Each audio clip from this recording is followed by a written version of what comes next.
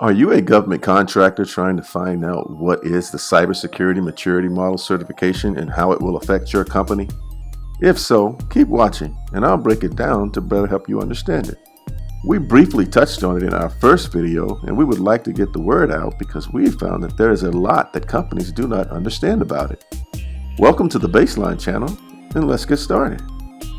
The Cybersecurity Maturity Model Certification, or CMMC, will be the official certifying document to prove your company's compliance with NIST SP 800-171.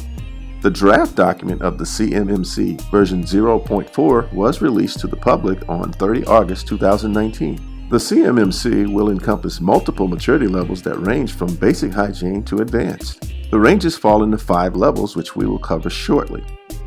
The intent of the CMMC is to identify the required level of hygiene in requests for proposals, or RFPs, sections L and M, and use these levels as a go, no-go decision for the government.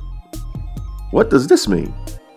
Basically, the RFP will determine what CMMC level your company needs to meet in order to bid on each proposal. If the RFP requires a CMMC level 5 and your company only meets a CMMC level 3, then you may not be able to bid on that contract. I say may because the procedures are still being drafted. Now let's go into why the CMMC is being created. The framework is being created in order to assess and enhance the cybersecurity posture of the Defense Industrial Base, or DIB. The CMMC is intended to serve as a verification mechanism to ensure appropriate levels of cybersecurity controls and processes are adequate and in place to protect, control unclassified information, or CUI, that resides on the department's industry partners' networks. So, what does that mean? It means that these controls are not meant to prevent your company from ever being breached. That's not possible. It is intended to add measures to decrease the chances of your company getting breached, and also limiting and minimizing the damage that a breach can have on your company and the U.S. government. For example, let's say your company was breached, but you implemented the government's encryption standards on all of your CUI systems. While your network has been compromised, the government information is still protected, thus minimizing the damage to the government.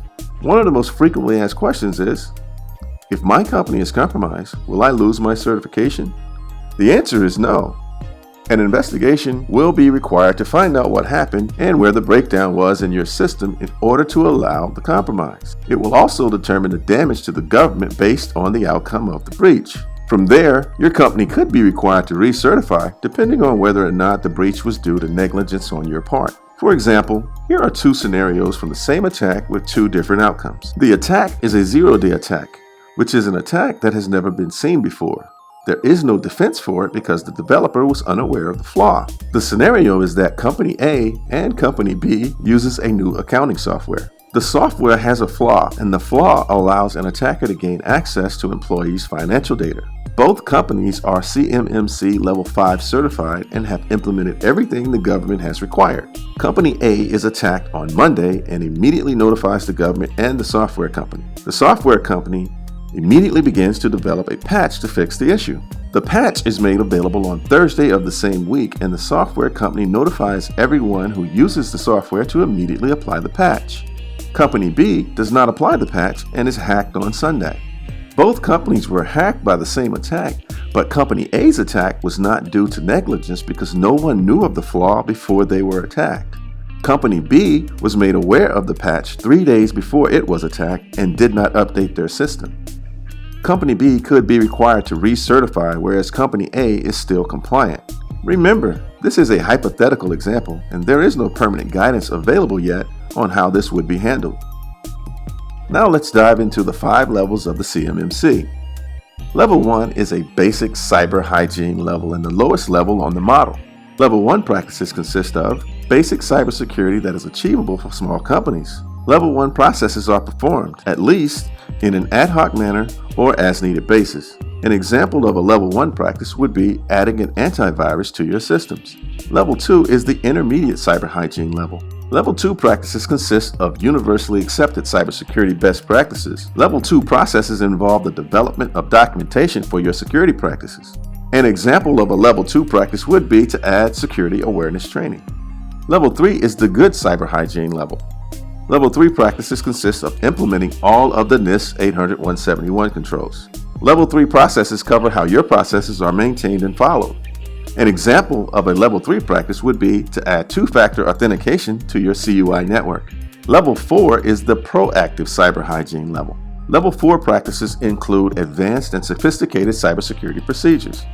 Level 4 processes focus on periodically reviewing your processes, ensuring that your system is properly resourced and improvements are made throughout the enterprise. An example of a Level 4 practice would be to include security procedures for mobile devices. Level 5 is the advanced cyber hygiene level. Level 5 is the final level. This level consists of highly advanced cybersecurity practices. This will include all of the requirements of the previous 4 levels. Level 5 processes focus on continuously improving security throughout the enterprise. An example of a Level 5 practice would be to man a 24-hour Security Operations Center, or SOC, to monitor your network continuously. Now that we've discussed the CMMC, we will now try to summarize it all up for you. The RFPs of the future will determine which CMMC level will satisfy the contract up for bid. Your company will then have to schedule a third-party CMMC auditor to certify you at the level of the contract. There will be more guidance provided to determine which third-party auditors are authorized to conduct these assessments. Please understand that the details of the CMMC are still in draft form and there will be changes before the final product is made available. We recommend that if this affects your company, then you should at least download a copy of the draft. The link is provided below. You can also email us with questions at information@baselineva.com. Please don't forget to hit the like button and subscribe. Please post any questions or inputs below and we'll address them in a future video. Thank you.